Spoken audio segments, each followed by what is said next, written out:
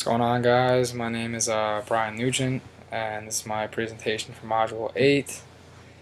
So the topic I researched was lung cancer, and more specifically, the difference of treatment and care given the different races and ethnic groups regarding physician treatment. And the reason I chose this topic was because, first of all, I found it pretty interesting, and I noticed that it popped up a few times in the textbook readings. And but also I noticed while reading it that there was a lot of research and studies done on lung cancer specifically. So one of the questions that I think needs to be answered as part of this research is whether or not race and ethnicity have an effect on physician treatment of patients. And for me, I believe that in our society, race and ethnicity may have an effect on the type of treatment people receive, which obviously is unfortunate, but the research done has proven that to be true. And this kind of question can be answered with research done by people such as Latham and colleagues, who did an experiment in 2006 when they actually dug into the tumor registry, and they ended up investigating over 21,000 people. And they asked them two specific questions. And so those two questions were, which of these patients underwent further invasive testing to get confirmation that the tumor had not spread? And the second question was, of those who had undergone the invasive testing to confirm the tumor had not spread, how many patients had surgery to remove the tumor? So the two questions again were, who went under invasive testing to see if the tumor had spread, and then after that, did they end up having surgery? And by asking these two questions, the researchers could now get a better understanding of who was being looked at for their tumor, but then also who was actually having surgery done to remove the tumor. So according to the study, overall the survival of blacks was much less than whites. However, they did say that the blacks who did have the surgery ended up actually having the same survival rate as the whites. So there's obviously a reason for why the black survival rate was much lower than the whites, and that is because, according to them, doctors actually recommended surgery less to the blacks than they did to the whites. So as far as numbers go, the amount of blacks to whites who were actually recommended surgery was 67% to 71.4%, which means that 5% more whites had the surgery to remove the tumor than blacks. Another fact that plays into this was the amount of people who were recommended the surgery and then refused the surgery, and that number was 3.4% of blacks and 2% of whites who, after being recommended the surgery, refused it. And so what they found was the two main reasons that people ended up actually refusing the surgery was either because they feared that the exposure to air would cause the tumor to spread further throughout their body, or they simply had a lack of trust in the medical care that they were receiving and didn't want to have the surgery for that reason. And what I found shocking was actually that because of this, many people said they would actually live with the cancer than have the surgery, which I think is pretty crazy. So overall, it seems that the way in which race and ethnicity affect patient care is because of the fact that either they don't trust the healthcare system and the care that they're getting, they have a fear of something going wrong during surgery, such as the exposure to the air, or the third reason is obviously that physicians simply do not recommend the surgery to them, which is what we see with blacks being recommended the surgery less than whites. In looking at national statistics, there are a couple of eye-opening facts.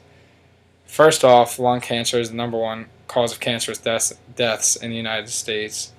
And something I found interesting was that each year in the United States, more people actually die from lung cancer than colon cancer, breast cancer, and prostate cancer combined, which I did not know that was the case. Just to throw out a few numbers, in 2009, the age-adjusted death rate for lung cancer per 100,000 people was 62 for white men, 38.6 for white women, 77.2 for black men, and 36 for black women. So obviously from those facts, we see that black men are dying at a much larger rate per year than white men in regards to lung cancer. And another study that really explains the differentiation that exists in the healthcare system is the work done by Bach and colleagues in 1999, which is in the textbook as well. And what he found in looking at 11,000 patients was the difference in the survival rate of those patients who had the tumor removed and those who didn't have the tumor removed over a 5-year period. So he looked at them from when they were diagnosed to 5 years after that, between the people who had the tumor removed and those who didn't, and compared the stats on that. And based on the evidence, he said that the survival rate should be the same between blacks and whites, assuming they had the surgery at the same rate. But obviously we know that wasn't the case.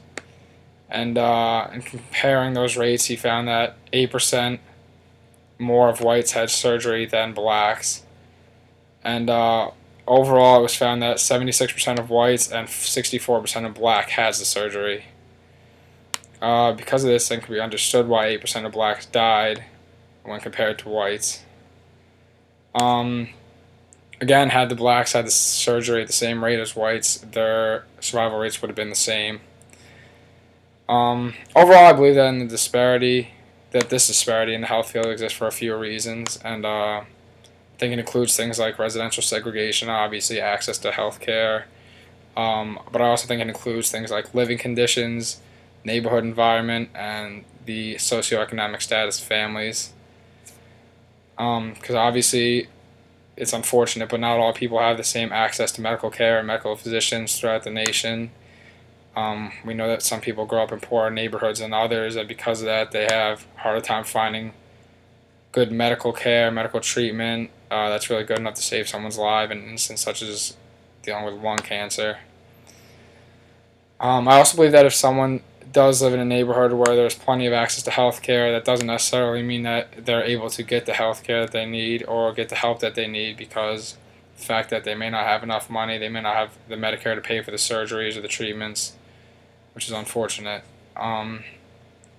And because of things like this, it's very hard for everyone to receive the same treatment as others, and it's one of the main reasons why there's a disparity among the races and individuals themselves, because not everyone lives the same, not everyone has the same amount of money, the same jobs, the same living conditions, and that's really where the issue arises, aside from the things such as physician treatment and other things of that matter. For future programming, I think that one of the big things to help eliminate the disparity that exists will be to do things such as shifting the focus to communities who are at great risk for the health problems, and really focusing on them and trying to get them the help that they need, because they're not always able to help themselves, help their children, help their families. So if we have a group of people that can really go in and help that community and help that community get the help it needs, I think it would be really important. It would really help everyone out. I think it's also important for people to stress these disparities and give them these facts in the workforce. Go into your businesses, go into the hospitals, things like that, show them these facts and address these issues and try to talk to them and see how they could fix that. And hopefully one day we can close the disparity gap and give everyone equal care and equal treatment that they deserve.